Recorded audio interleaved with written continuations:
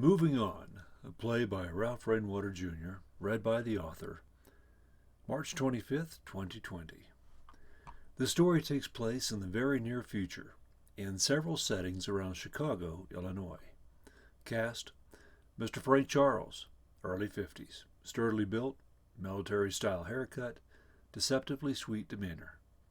Mrs. Sylvia Charles, deceased wife of Frank, seen in a flashback from 1 year earlier. Slender, bleach blonde, strong southern accent. Mr. Don Hasbro, mid-30s, a fellow federal auditor, a true believer in the work he and Mr. Charles do. Dr. Louis Ortega, head doctor at the clinic at which Sylvia seeks treatment in Mexico. Scene 1. The curtain opens on Frank sitting in a lawn chair in his backyard next to his large in-ground swimming pool. He's fully clothed, in suit jacket and tie. Behind him is the back porch, with sliding glass doors, which leads directly into the kitchen. Mr. Charles has a pile of iron-free weights stacked next to his lawn chair.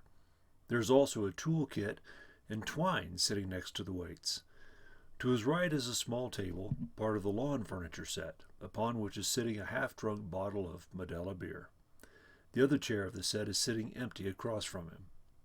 Frank picks up his phone and attaches it to a tripod on the table. He addresses the audience in the guise of recording his video. Frank, he smiles into the camera of his cell phone. Hi, kids. Good afternoon. And it is a good one, too. He glances up at the sun, shading his eyes. Not too warm. Very little of this god-awful humidity. Even if I was sweating my butt off, I'd wear my official uniform. The uniform all old-fashioned fellows like myself wear to show we're white-collar. He holds his hands up to the lens. See? No calluses. No dirt under the nails. I have clean hands. Still, it's nice to be sweat-free. Makes for a better remembrance video, you see. He takes a sip of his beer, relaxed in his seat, pensive. Abruptly he comes to life, snapping into focus. So, to the point. You'll be wondering why I chose this action, and it's of vital importance to me, you understand. I'm a happy man. Beer still tastes good. Laurel and Hardy are still funny. Colors are still bright. Chick-fil-A is still chickeny greatness. Truth to tell, I feel a little guilty about how much I enjoy being alive. In fact, Steph, you've been a little unhappy about my upbeat mood, haven't you? Don't deny it. There's no point. You thought my grief should be deeper, more apparent. He pauses, sips his beer, squints. I've never really told you two about our last full conversation, have I? The day before your mom flew down to Mexico for her first treatment. It happened right here, on this patio, just over a year ago now. Damn, she looked pretty. Couldn't even tell yet her liver was about 60% tumor. I'd been swimming and sat down in this chair thinking about an interview I had with a YouTube guy the next day. Out she came from the kitchen sliding doors, wearing this little yellow sundress she knew I liked on her so much. Sylvia enters from the sliding glass doors in the back, holding a glass of sweet tea. She's wearing both a short sundress and a big floppy sun hat. Hey, butthead. Frank. Hey, sweetie, join me. Walk slowly so I can enjoy it. Sylvia, smiling. Will you ever stop being a perv? Frank. Not as long as I'm married to my own personal cheerleader. Sylvia. Silly. I haven't been a cheerleader for a long, long time now. She stops walking toward Frank and twirls, her dress fluffing out around her, before continuing to the empty chair. Frank. Beautiful. It's not too late to model, you know. You could be one of those faces on hair color boxes. Sylvia. Only you think I'm something special. That's why you're my butthead. Frank. An idea. How about I get my good camera and... Sylvia, cutting him off. No, no dirty photos. You'll never give up, will you? But, no, not now. You can take some pictures of me in this dress with your phone if you want. I did my makeup for you. You're wearing makeup? They rise, and Frank snaps some photos with his phone as Sylvia poses coquettishly, clearly flattered by her husband's attention. Conversation continues during their modeling session. Sylvia. If these treatments work, maybe I'll surprise you. We'll celebrate me being alive. Frank, really? Please, God, let Sylvia be healed in Jesus and everyone else's name. You can't pray for that reason, silly. Besides, even if I'm one of the 20% this works on, you know what? I'll still get old. She pauses and points at her upper lip. See this? Little lines on my lip. And here, turning her head sideways to him. Lines around my eyes. My chin has a little droop too. Right here. Frank, give me a smile. She does, and Frank snaps a photo. Still ahead, Turner. Aren't you glad I refused radiation and chemo? No reason to let their treatments destroy you if they weren't going to work. Yes, I am. That's enough. She kisses him lightly. Let's sit down before I sweat and ruin all this work on my face. Frank, tell you what. When you get back from this first treatment, we'll celebrate your cure early. It's going to work. We know that. And it won't be luck. It'll be because your God will not let such a creature as you leave your children and husband behind. We'll take that vacation to Jamaica we've been talking about since we started dating. Remember, at Rio Bravo? After a couple of margaritas? When you said if we went someplace nobody knew you, you'd be interested in... Sylvia cuts him off again. Never mind what I said. I never meant that. I just said those things to get you interested in me. You tricked me. Of course, butthead. It worked, too. Frank, smiling. Sure as hell did. You take a real vacation? Your work has always been so important to you. Absolutely. My phone turned off and everything. It's so funny. When people ask what my husband does, I lie and talk about what you did 5 years ago. You know what I do. I'm an auditor for the feds. But what do you audit? Well, I fact-checked, really. I make sure people understand what they're doing, if they're telling the truth, you know. No, I don't know. You used to come home and tell me everything about your day. We'd go out with your co-workers. Now I don't even know their names, and we never, ever mingle. If it wasn't for my church groups, we'd never go out with anybody. Sweetie, I just can't go into details. Patriot Act rules, national security, all that jazz. Besides, when I come home and see you, none of that stuff matters. Sylvia, I wish you hadn't let me talk you out of coming with me tomorrow. I'm nervous. Don't be. It's just a tiny bit of anesthesia, a quick bit of tumor pulled through a teensy needle so they can customize your treatment, and you're out of there. Right? Then back on the next plane home. But all those little Mexican men will be staring at me. Frank, what? Through your tinted limo windows as you get driven straight to the clinic and back? You'll be like a Southern Belle ninja, in and out. I guess. Just keep your phone on you and charged. If I hadn't scheduled this interview tomorrow, I'd skip work. But there's so few of us, and so much interviewing to be done. I really can't call in sick once I'm scheduled. Besides, I'll be with you for the first real treatment next month. We'll make it a long weekend and eat lobster together. With that yummy garlic butter sauce, served with rice and beans on the side like I had way back when. It's all going to be okay, isn't it? I mean, I'm going to be okay, aren't I? Absolutely. Your inner Scarlet's going to shake her little fist at the sky and say, "As God is my witness, I will never let this nasty black blob defeat me." They reach across the table and hold hands, gazing into each other's eyes for a moment. Then Sylvia rises and walks back to the sliding doors, turning once to smile at her husband, wave gently, and blow him a kiss. Frank addressing the camera once again.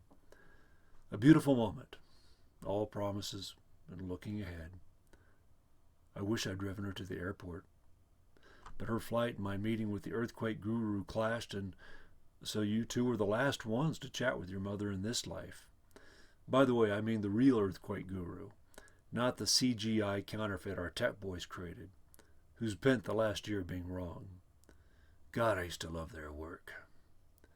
The lights dim a little overhead, to indicate early evening. Frank stands and holds the phone to his ear, agitated and pacing. Frank, sweetie, you've got to call me. You're not answering my text. You're not answering the phone. The clinic isn't returning my calls. You have me worried. Very worried. I must hear from you right away. His phone buzzes. A text message alert. Frank reads aloud from the screen. Frank. I won't be back, so please. Frank types frantically. What the hell does that mean? Not coming back? Please, what? He stares at the screen, pacing, awaiting a response. When none comes, after a moment he calls. The phone rings and goes to Sylvia's voicemail. You just texted. You must have a signal.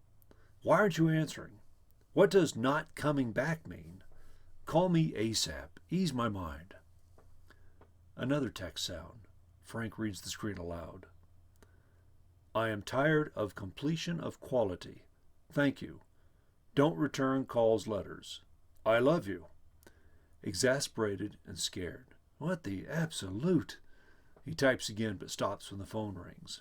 Sylvia, sweetheart, thank God. Sylvia, her voice is heard through the speakers. What's wrong? Why do you sound so scared? Are you kidding me? You don't answer the phone, then send me a text saying you're not coming back? How can I not be scared? What's going on? Are you okay? Sylvia, calmly, almost dreamily. Oh, Sally, nothing's going on. I'm fine. The procedure. Did it go well? You should already be flying back. Did you miss your flight? My flight. I missed my flight. I'm flying somewhere else. I'm already here. Oh, so beautiful. The grass, so green. You're not making any sense, sweetie. Sylvia, tell me where you are. I'm here. I can see you. Frank twirling around. You see me. I don't see you. I'm confused. Sylvia, are you all right? Are you alone? Sylvia, alone? She laughs, light and happy. No, not alone. Mama's holding my hand. This garden is so pretty. Oh, you must come see this garden with us. Sylvia, put her doctor on the phone. Your mom's been gone a long time now. Are you still in the clinic? Sweetie, look around and give your phone to someone who works there. After a moment of silence, Frank hears an odd murmur of voices and holds the phone away, staring at it bug-eyed, alarmed. Sylvia, I'll see you when you get home, my darling butthead. I know you're yelling at me because you love me. When I get home, I am home. Of course I love you. You're making no sense. He stares at the phone and realizes the signal is gone. As he starts to dial again, the phone rings, interrupting him. Frank answers, keeping his voice steady. Hello? Dr. Ortega, somberly dignified. Is this Mr. Frank Charles? Yes. I see from caller ID you're from the clinic. Why haven't you returned my messages? How is my wife? She just called me and talked gibberish. Dr. Ortega. She just called you. Frank. Yes, we just hung up. Mr. Charles. My staff only alerted me about Mrs. Charles' situation a little while ago. You have my sincerest and most heartfelt apologies for their delay. Heads will roll, as they say. What situation? What are you talking about? I regret to inform you Mrs. Charles passed from an unforeseen anesthesia complication a little over 2 hours ago. My staff did everything they could to resuscitate her, but... You're telling me Sylvia's dead? I am so sorry to say so. Bullshit. We just texted and talked a few minutes ago.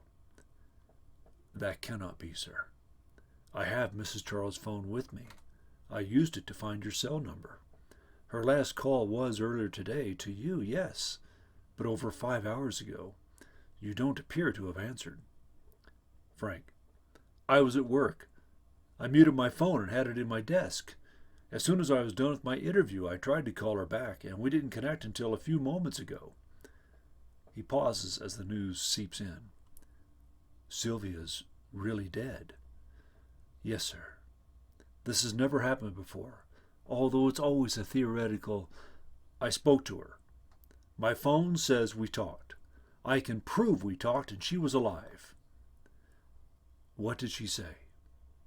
She spoke about super green grass and a garden and holding her dead mother's hand. Oh, Jesus. He trails off and drops to his knees in the grass, still clutching the phone to his ear, distraught and teary. Dr. Ortega. Mr. Charles, I am a doctor, a scientist. I am also a Catholic. I believe there is another unseen world. Your wife could not have called you from this one in the last few hours. Perhaps God granted you a special favor? A chance to say goodbye and to know Mrs. Charles is well? Frank, I can't talk right now. I have to go. Frank hangs up and falls forward from his knees, prostrate on the grass. The lights go down. Scene 2. The lights come up on a small, sparsely furnished office. This is where Frank works. We see his metal government-issue desk, a gray filing cabinet against the wall, a metal table next to the filing cabinet with a coffee pot upon it, and a mini-fridge to Frank's right. 2 metal chairs with seating cushions are across from his desk. The door to his office is on the left. Frank is seated behind his desk, feet propped on top, leaning back in his chair, watching a video on his laptop. There's a perfunctory knock on his door, and Don Hasbro walks in immediately, clearly not perceiving the need for an invitation to enter. Don, breezily. Working hard, Frankie fella? Frank, swinging to his feet on the floor and sitting upright. Or hardly working. No, just catching this live stream from Leap Ahead Project. Don, I've always wondered why you let that joker continue. I would have offered him the deal or done the vanishing act on him. Frank, well, he only had 42,000 subscribers, maybe several hundred watching any given video. Just not that many catching his shows. He even jokes he's broadcasting out of Grandma's garage, so who'd take him seriously? Don sits in one of the chairs. You're keeping tabs on him, though. What's changed? He brought his hot wife into the act. Have you seen her? He swings the laptop around to show Don the paused screen. Don, oh, well, hell, that's a beautiful woman, even with a nose ring hanging down. Yeah, the nose ring has to go. What's she doing with that Rastafarian wannabe? Helping with the interviews. You get a lot better guest with a face like that asking the questions. Don, no, I mean on a personal level. How'd that skinny, tattooed freak get a woman with her looks to give him the time of day? Isn't she worried about catching fleas from his dreadlocks? Who knows? She likes his big brain. I do know his viewership has tripled in the last few months. Time to bring them both in for a follow-up then. Frank, nah, no reason to panic. I'll let the line run out a little farther before I do any reeling. Don in a semi-joking tone. Uh-huh. Having a Beauty and the Beast flashback, are we? I'd ask what you're driving at, but I know already. And it's not true. Really? You're sure you're not letting this guy talk about blacklisted subjects because they remind you of you and Sylvia? Frank, trying to keep it light. Of course not. Do you even see one dreadlock on this head? Could you imagine Sylvia with a ring hanging over her lip? Look, I came in here to shoot the bull, but this might be the right time to say it. As one colleague, one professional to another. Say what? It's been a year since you've canceled a channel. Oh, sure, you recommend our department keep tabs on this guy or that guy, but you personally canceled no one since that earthquake guru fellow. Frank, just say it. Don, we're all saying it. All the interviewers. Sylvia's death's made you go soft. Ridiculous. I'm still the senior interviewer. Senior interviewer. You are the king here. The goddamned Grand Inquisitor. When you canceled a channel for distributing prohibited info, The supervisors never even questioned your decision. The man with no name? Hell no. You're Frank Charles, the man with 2 first names. He laughs mildly at his joke. Frank smiles politely. The rest of us get reviewed when we cancel a channel. Not you. If Frank Charles cancels, by God, it had to be done. Frank, oddly enough, you sound as if you're questioning your ranking superior's job performance. Is that what you're doing here, Don? And doesn't that tell you something? Look, I want your job. Everyone knows I want your job. I'm ambitious and make no apologies about it. But have I ever struck you as stupid? Stupid? No. You're more Agent Smith than Columbo in your techniques, but never stupid. We were all assigned the Matrix during training, so I get the Agent Smith reference. Who's Columbo? You kidding me? Being 20 years older is showing, isn't it? What I mean is you're brutally direct, not much into charm and misdirection. You show your hand right away instead of letting the person you're interviewing show theirs first. Exactly what you're doing right now. I'm trying to be a friend to you. Look, I'll just say it straight out. I don't think you believe in our mission like you did before. Can you tell me with a straight face you'd cancel the Earthquake Guru today? Frank, of course. If he'd grown much larger, he'd have broken into the mainstream and people would wonder why the government isn't warning people about killer quakes rather than letting so many die. Of course I'd make the same decision. I don't think so. I think today you sent out a strongly worded memo, at best, urging a disinformation campaign with lots of thumbs down from our YouTube plants. The guru would still be doing his job, instead of our CGI version destroying that channel bit by always being so incredibly wrong, and the real guy being some ashes we flushed down the commode. They're quiet for a moment, staring at each other. Accuser versus accused. Then Don changes his tone to be more conciliatory.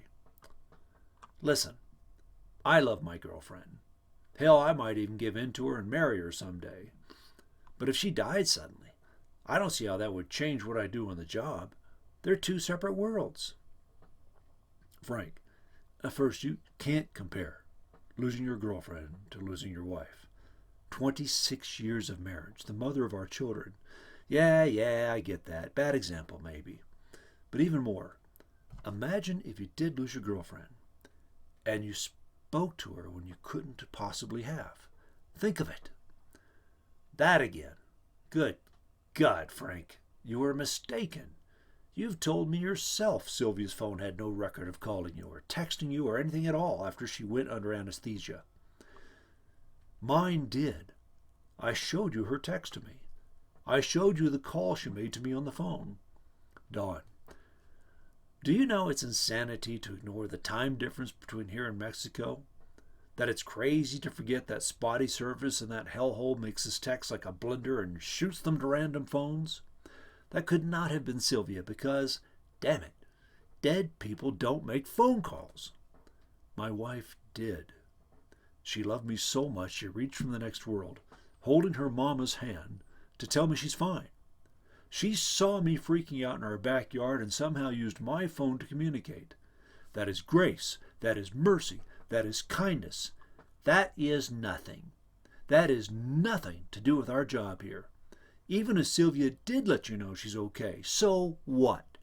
So you're paying grace and mercy and crap like that forward to those who threaten order?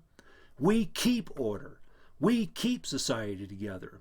We're the Catholic Church before the printing press let every idiot read the Bible for themselves and splinter into warring factions. We're the Chinese Communist, keeping over 1 billion people under control by stopping information from reaching them that threatens that control. We're the old media, who not only told people the news we wanted them to know, but told them what to think about the news. We're the guys who keep people in their hamster tubes, running around exactly where we let them run and nowhere else, because we know what happens when people get the freedom to think for themselves. They fragment. They fight. They live short, nasty, brutish lives. Knowledge doesn't bring wisdom. It brings death, and lots of it. You used to know all that. The Grand Inquisitor wouldn't confuse kindness with effectiveness. He wouldn't exchange the ordered world of ones and zeros for chaos. Damn it. People want to be led. They want to be servants. They want authority telling them what's right and who's wrong. We are not killers, Frank. We are shepherds. We keep our flocks safe and well fed and inside their fences. Frank, smiling softly. Well, we do prune those sheep a lot. Got any more metaphors for me? Another lesson from the Academy manuals? Any more brownie points to earn from our unseen listeners? Dawn, glancing around the room. I didn't say any of that for them. I don't care if they're recording me or not. But they are, and you know it. Can't hurt to recite the catechism for our superiors every once in a while, can it? Careful, Frank. They're listening to you, too. Then let me say this to you, and to them. I believe in what we do. That speech you just gave me, can't disagree with a word of it. Frank holds up the index finger of his right hand. But this finger aches. It aches because I've been keeping it plugged in the crack of the dams we've created. Every one of us has our fingers plugged into holes, trying to hold back the flood. We're not going to keep the dam together, Don. So we just close up shop and go home with our tails between our legs. We let the world fall apart? Good God. There's a viral video of a giant cube emerging from a portal in the sky over Texas. People have seen a giant hunk of metal just hanging in the sky over Wright-Patterson on Fox News and CNN. Yeah, you scared that young man into shutting down his UFO disclosure channel, but a dozen more took his place. Over 70% of Americans believe we've been visited by aliens, despite our best efforts to clamp off that information. Wouldn't you say we failed? And that's just one subject we don't want people talking about. Losing a battle isn't losing the war. We've lost a lot of battles. How many do we have to lose before we're the East German border guards, shooting people in the backs right before the wall came down? Isn't there a point where you wake up and realize the universe you lived in has faded? And on the day my wife died, I was busy killing a man because he wouldn't stop trying to save lives. I'm the head guard, shooting the last man climbing over the border wall, even as citizens are busting it open with sledgehammers on the other side. Dawn, smiling triumphantly. This is better than I could have hoped. I lied before. How so? I didn't come in here to chat. Our bosses sent me in here to goad you, to find out if you'd snap and speak your mind. Man, you stepped right in it. Guess I should get ready for my promotion. Yeah, guess you should. Looked around at the ceiling. Consider this conversation my resignation letter, gentlemen. Dawn. Nobody resigns from this job. You know that. True. But at least I have hope. Hope in what? Hope that Sylvia will be proud of me when I see her. The lights fade as the two men stare at one another. Scene 3. The lights come up on Frank's backyard again. He has the phone back on the tripod, far enough away so his full body can be captured on video. As he speaks, Frank assembles the weights on his legs. The completion of his weighing himself down should coincide with the conclusion of his monologue to the camera. It is early evening. There you go, kids. Now you know what Dad did for a living. And look, let's be clear. I am not apologizing. I did my best to keep order for your sakes and for your mom's. I fear for the world that's to come and pray, really pray, that I've given both of you the strength and skills to ride the rapids you're going to have to navigate. I think I have. You both handled your mom's passing so well. Just got on with your young lives. Your father is proud of you. By the way, what my former colleague said is true. You do not resign from my position and say, become a greeter at Walmart. You don't buy an RV and drive around visiting national monuments. No, they come for you. There'd be interrogations to see if I'd spilled the beans to anyone, just in case their surveillance of me missed something. All very unpleasant, and in my mind, something to avoid. Now, these weights in my legs are what's going to keep me from floating back up when I jump in the deep end here. I did the research. And drowning is really a peaceful way to go out. And remember, I am not depressed. For better or worse, all it takes is a plate of good tacos to make me right as rain. Really, I'm just ready to be with your mom. Sylvia's waiting for me. I know she is. Gosh, I hope she's still my wife when we see each other. I hope she hasn't lost her hillbilly accent. I hope she understands the sacrifices I made for you guys. Well, we'll know soon. This video is automatically being uploaded to my online storage account. Just click on the links I'm going to send you guys so you can see it. God bless both of you. And God bless America. Frank has completed putting the weights on his legs and reaches forward to stop recording. He taps on his phone for a moment, presumably to send the video link to his children. He then stands up, shuffles his legs to the edge of the pool, and stands for a moment, looking at his surroundings. He smiles a Mona Lisa smile, spreads his arms. Sylvia, sweetie, here I come. He drops himself into the water and vanishes below the stage surface. There is no sound, other than possible air bubbles, then silence again. After a moment, we hear a ringing phone. Sylvia's voice comes through the speakers. Sylvia happily. Hello, butthead. I knew you were coming. I've always known. From inside Frank's home, Don walks onto the stage. He strolls to the edge of the pool and looks down, a sort of Grinch-like smile spreading across his face. Well, well, looks like there's a new sheriff in town. Satisfied, he spins around and picks up Frank's phone, glances at it, and frowns deeply. No freaking way! Clutching the phone, Don turns and plops into the chair Frank had sat in. He stares at the phone wide-eyed as the lights come down.